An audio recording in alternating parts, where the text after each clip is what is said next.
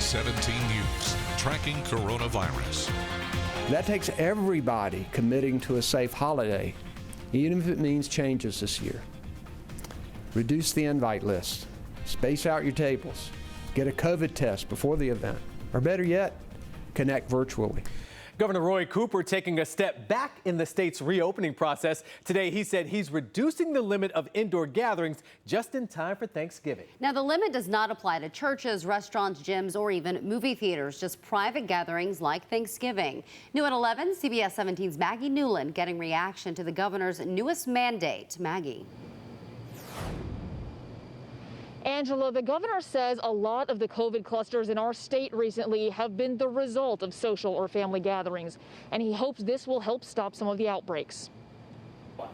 Thanksgiving may look a lot different this year. So my parents live in Chapel Hill, and they were going to come over and spend the time with us Thanksgiving, and we decided to cancel because of these restrictions and all, but also because of the pandemic. Dan Loomis doesn't mind changing his holiday plans and appreciates the executive order limiting indoor gatherings to 10 people or fewer. I think whatever enables us to get past this pandemic is really what we should be doing. So I'm all for it. James Hutchins agrees. Absolutely. I mean, this thing isn't going away anytime soon, so I think we need to keep restricting ourselves. But some people are frustrated at the limit, which the governor says is aimed at social and family gatherings. People tend to let their guard down when they're with people that they know, or even people who are family. But as we've said time and again, that doesn't mean they don't have COVID-19. That's people's personal decision. It's not the government's decision.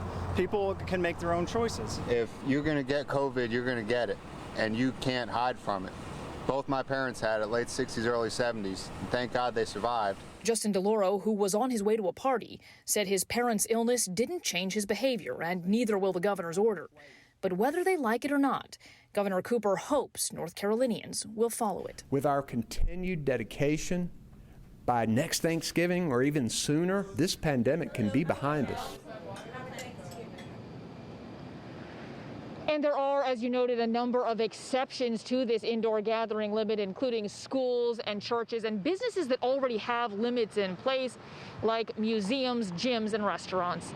In Raleigh, Maggie Newland, CBS 17 News. Maggie, thank you. And as Maggie just mentioned, schools are also exempt from Governor Cooper's new 10-person indoor limit. Tonight, Wake County school leaders announced how it's moving forward into the spring semester. CBS 17's Amani Payne is getting those answers tonight. Amani. It took hours of discussion, but school leaders have crafted a plan to get students back in the classroom soon. I choose public school, and it is failing my student and my family. Wake County parents going straight to the school board tonight demanding change. I would like to see a vote as soon as possible that gets all children, K through 12, into the classrooms by the end of January. This as most Wake County students are learning virtually due to COVID-19. Tonight, the school board discussed risk versus reward for returning to school and heard from experts, while staff shared their thoughts. I wonder if there are other new ideas, a third alternative that we haven't yet considered. School leaders are recommending daily in-person instruction for pre-K through 5th grade students next semester and 3-week rotations for middle and high school students. For students like 6th grader Braden, it's welcome news. So I can get better grades and I can focus more instead of staring at a screen all day. His father hopes it will become permanent. We talk about the long-term effects of COVID. What about the long-term effects on these kids in terms of their learning capacities and abilities and just in general their development? The school board will vote on these recommendations on November 17th. For now, we're live in Cary. Imani Payne, CBS 17 News. Imani, thank you. 1 week after Election Day, Cal Cunningham called Senator Thom Tillis and conceded the race. This now gives Republicans 49 seats in the U.S. Senate. Cunningham edged Tillis consistently in the polls until revelations of an extramarital affair. That came as Tillis was also diagnosed with COVID-19. Tillis not only recovered from the coronavirus, but recovered after being behind in the race. At last count, he beat Cunningham by more than 95,000 votes. A week after Election Day, and election workers are still counting ballots here in North Carolina. One of the closest races right now is for Chief Justice of the North Carolina Supreme Court. Only around 1,000 votes separate the two candidates.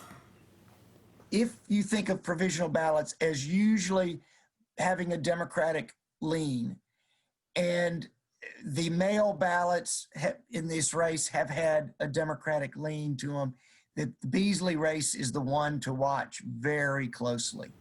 Now, the other close race is between Attorney General Josh Stein and Republican challenger Jim O'Neill. But late this afternoon, updates have Stein expanding his lead to more than 13,000 votes. Obviously, the PDB would be useful, but it's not necessary. I'm not the sitting president now. And so we don't see anything that's slowing us down, quite frankly. While he hasn't talked to President Trump, President-elect Joe Biden has talked to some of the nation's closest allies. The president-elect spoke out as the Trump administration continues to block his transition team from accessing federal agencies and funding needed to conduct the traditional transfer of power. Well, I just think it's an embarrassment, quite frankly. The only thing that, how can I say this tactfully? I think it will not help the president's legacy. The president-elect is getting support from several world leaders, the heads of Germany, France, Ireland, and the United Kingdom, all making congratulatory phone calls today.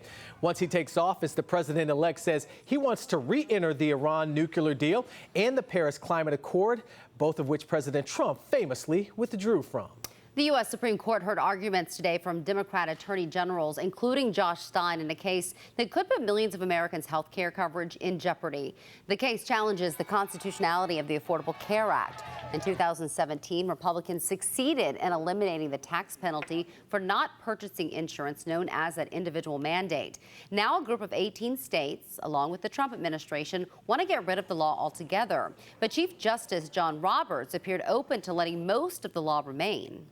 We ask ourselves whether Congress would want the rest of the law to survive if an unconstitutional provision were severed. And here Congress left the rest of the law intact. That seems to be compelling evidence on the question. A decision is expected by late spring. Crews from nearly 24 fire departments work to contain this fire near Asheville tonight. It is a sewage treatment center in Woodfin in Buncombe County. The fire sent plumes of smoke into the sky starting around 3:30 this afternoon. No word yet on what started that fire. And the city of Raleigh brought in an outside consulting firm to evaluate the police department's response to protests and riots in downtown Raleigh. They started in May after the death of George Floyd, and things quickly escalated. CBS 17's Amy Cutler live at City Hall gathering a reaction to that report. And Amy, lots of different opinions tonight. Yeah, there certainly is, Marius, and there is a lot to go through. This report is some 53 pages long. The police chief, along with city council, seemed to welcome it. Longtime community advocates, though, had a different reaction. They gathered in downtown Raleigh to protest the death of George Floyd at the hands of police, and things quickly escalated. We've deployed gas everywhere. That use of force by RPD questioned by the community and members of city council. The city hiring an independent consulting firm, 21 CP Solutions, to review the response. That work now complete. The company says over the last 5 months, they've had conversations with the city, interviewed officers, conducted focus groups with community members, reviewed documents and events. Their report includes 38 recommendations, specifically operational planning, requiring every group that protests get a permit. Use of force, obtaining new tear gas, some of what they deployed in May was expired. Communication, some officers on the ground didn't know tear gas was deployed.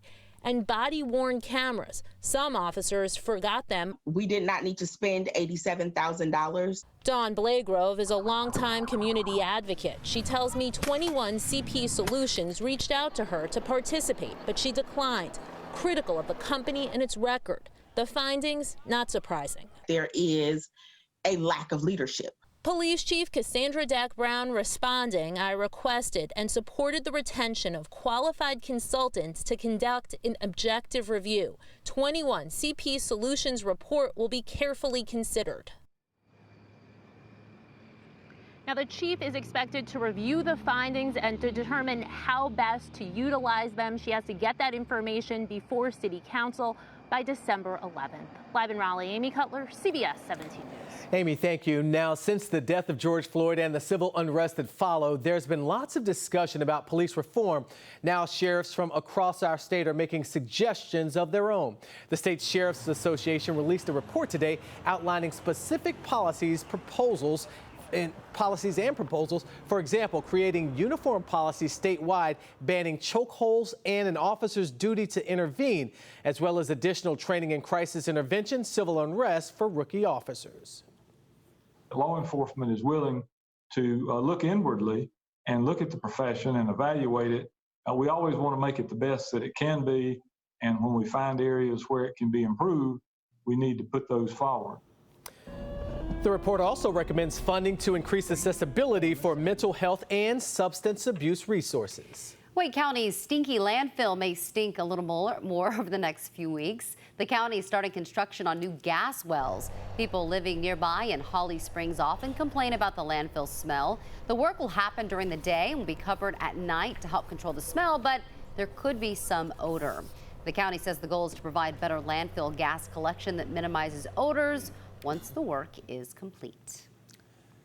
Well, it's the 10th day of November, and we had highs around 80 and 3 tropical systems to keep an eye on. And because we're not busy enough, we're going to add rain to the mix tomorrow. I'll take you through the whole day, hour by hour, Wednesday and Thursday, and talk about how much we're going to see by the time it's all said and done, coming up in your forecast.